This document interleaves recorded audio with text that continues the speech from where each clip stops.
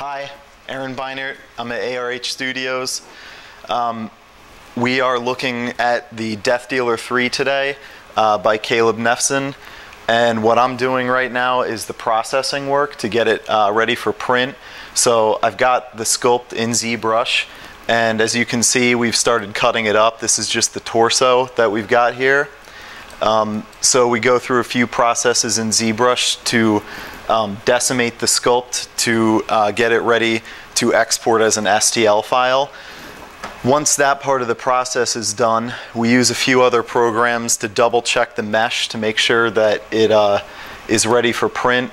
So right now I've got the leg in a program called NetFab, and we just check all the edges, close holes, whatever needs to be done to clean up the mesh for printing. We also use MeshLab to scale it and double check some things. So once we're done with ZBrush and these other processing programs, we export the file as an STL and we bring it over here to one of our printers. So we've got 3 different printers that we're using. We've got 2 low-resolution printers, an Airwolf and a MakerBot, excuse me. And we can use these printers for rough sculpts or sculpting bases, outputting bases, things that generally need wax work once they're done. But they're really useful for printing big objects and getting things done at a low cost. When we have to do heavy hitting, we put our parts on our Eden 260.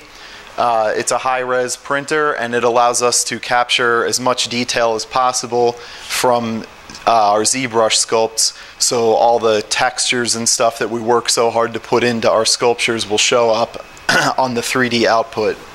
So what we did last night was what you saw in NetFab was the leg, and there were 2 arms for the Death Dealer 3. So last night we had this thing running, and lo and behold, we get to the shop in the morning and here they are all done. So just to give you a quick walkthrough, we have our Objet software on this computer that I load the STLs on, and that feeds the information to the printer. So these printers, this printer is a material jet printer, meaning that instead of like the low-res printers which extrude a thin like wire of plastic basically to build the print, this one sprays layers of material onto a build sheet and builds support material around the resin as it builds the print.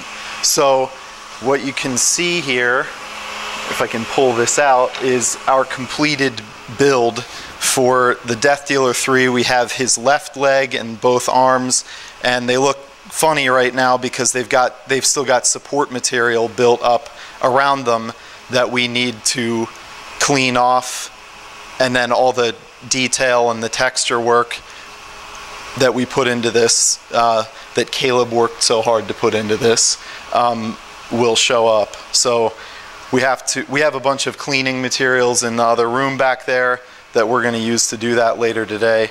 So I'm just going to throw this back in the printer.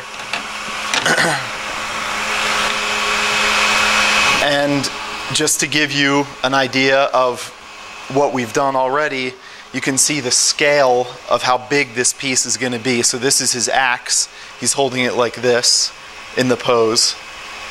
So it's enormous. I could kill you with this. So here's the head. It's cool, right? And obviously at this point we've cleaned it off, all the build material, the support material that you saw there. We've cleaned all that off, and at this point this thing is ready for molding and casting. And we've got the horns here for the helmet, the sword is ready, and the next step is molding and casting. So thanks for joining us.